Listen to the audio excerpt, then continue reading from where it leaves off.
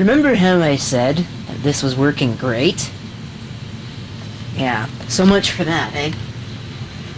This may or may not be a two-part video. I don't really know. I don't have all of the tools that I would need to diagnose this, and I'm not licensed to work on refrigerant-based stuff. I'm not licensed to handle refrigerant, so I can't really do a whole lot with this anyway. It's mostly going to just be an autopsy. But here is the symptom. So we'll go ahead and we'll plug it in.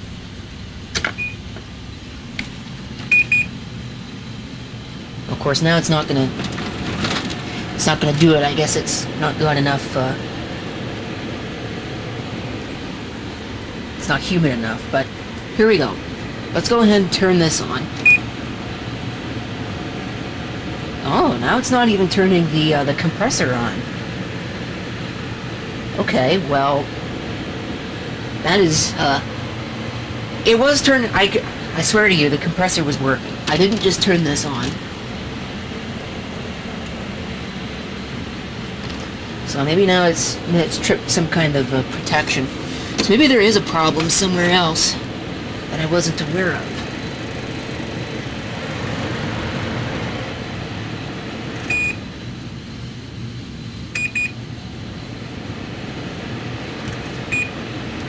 Huh.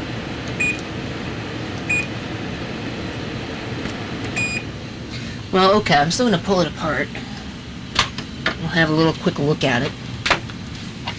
If you really not want to know what the specs are, I can go ahead and show you. Is there water in that? No, there's no water in the bucket. I was prepared to tell you that the symptom was that there was no water in the bucket, even though the compressor was running, and seemed to be running okay. I think that auto light is going to drive me nuts. Probably. Alright, let me just turn that off. Since I hope that you can presumably read that. That much. The model number is dead. That's funny. But there's a problem right there. If it actually needs any, it's a complete non-starter to put new refrigerant in this, because R22 is frightfully expensive as I'm making this video. Now, I don't really actually know how many of these screws I need to take out. I don't believe I need to get this one, but certainly all of these will need to come out, and I think there's a couple on the back as well. There's probably one there, maybe one there, and there's probably some on the other side as well. So I'm going to remove all of those. See if we can see inside it. Okay, well that was moderately annoying.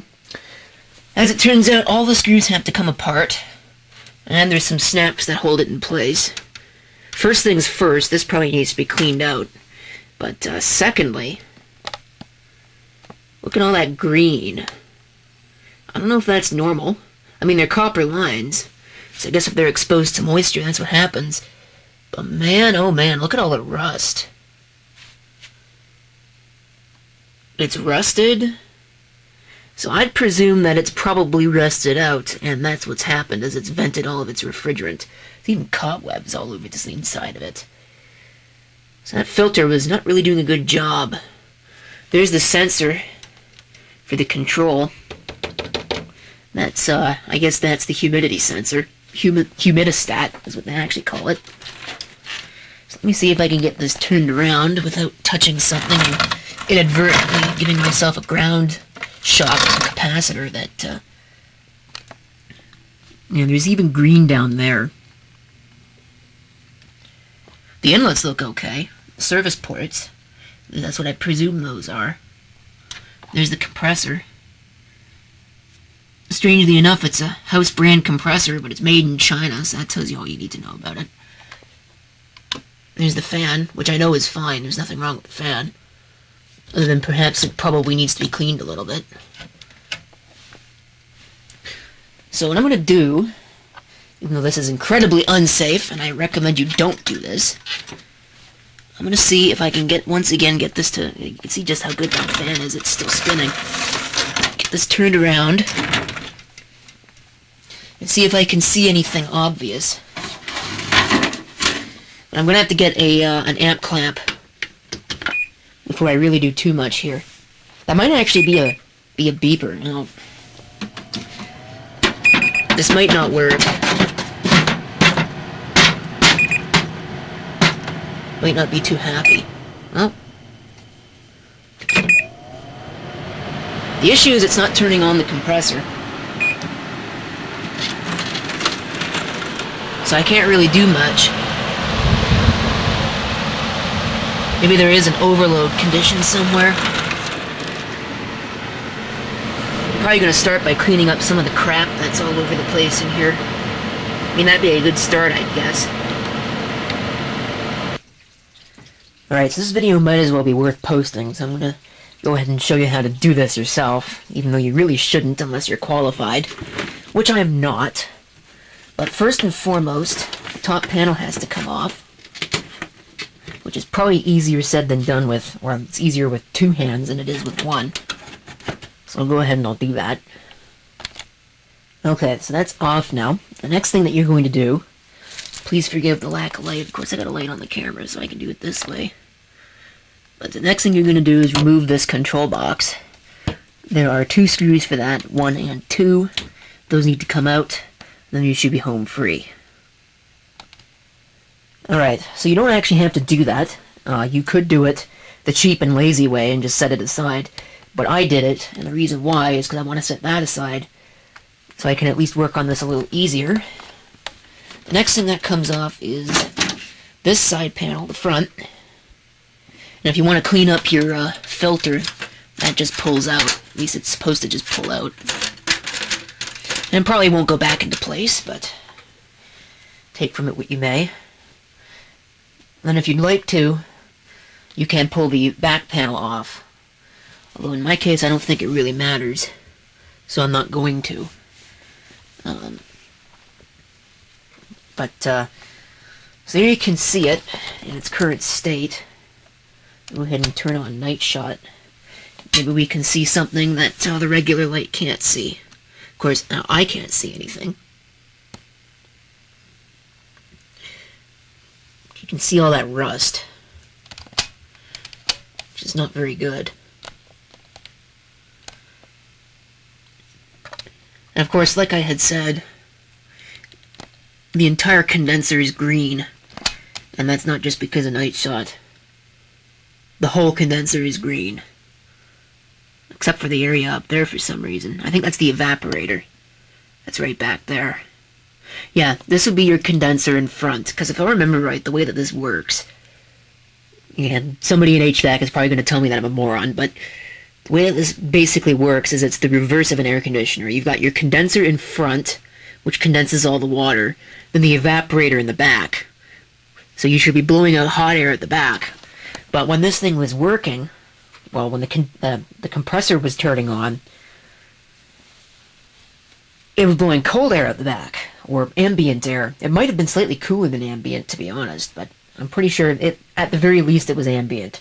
It was not any warmer than ambient. So that suggests to me that there's an issue with the cooling system, probably a lack of refrigerant.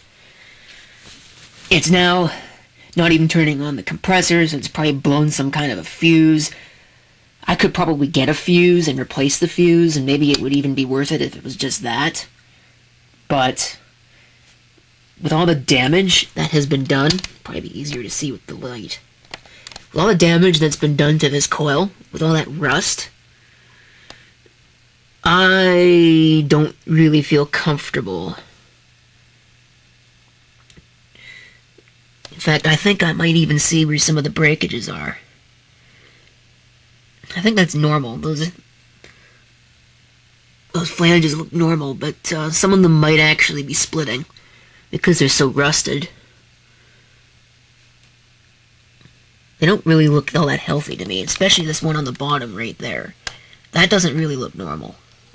That looks like that might even be where our leak is. But, yeah, no, this thing is done like dinner. Not to mention the fact that it's completely filthy. So, I think that's it. I don't really have anything else to show you or tell you. So, there's a little what was supposed to be short but ended up being about 10 minutes long. Little video about this Samsung dehumidifier, the end. It's about 10 years old, or sorry, 8 years old. It was purchased in 2010, I believe. It might even have a date on it. You could probably check. Of course, I don't want to pull this bucket out while this is all done like that. I'm gonna give me a second here. Check this out. I didn't even notice this. They give you a schematic. Well, that's upside down, but there's a schematic for the thing, so that's kind of cool. So if I really wanted to trace it, I probably could figure out what exactly is wrong with it and do some testing. But like I said previously, all that rust really does not fill me with a whole lot of confidence. I think that there's a leak somewhere in the refrigeration system. Maybe something even worse, because, as mentioned previously, the compressor never comes on, even in continuous operation mode. Further complicating matters is the fact that, if I can turn the video light off, well, that isn't going to work.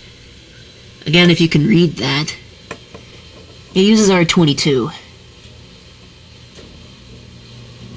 And the AC is on, so isn't that nice?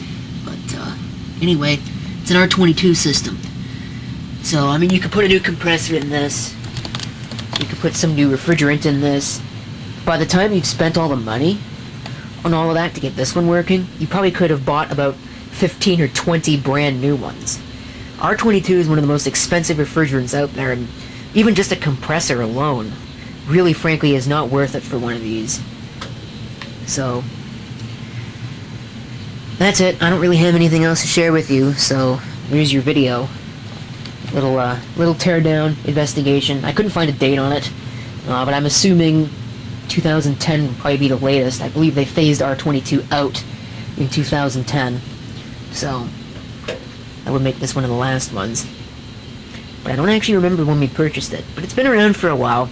It served its purpose, and now it can move on and be recycled into pop cans and maybe other dehumidifiers, who knows.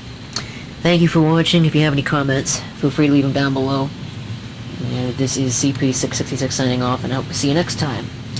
Till then, maybe my next video will be about our new dehumidifier. I don't know. I don't even know if we're going to get another one. Although humidity is a problem in this house, so it'd probably be a good idea. You never know what the future might bring.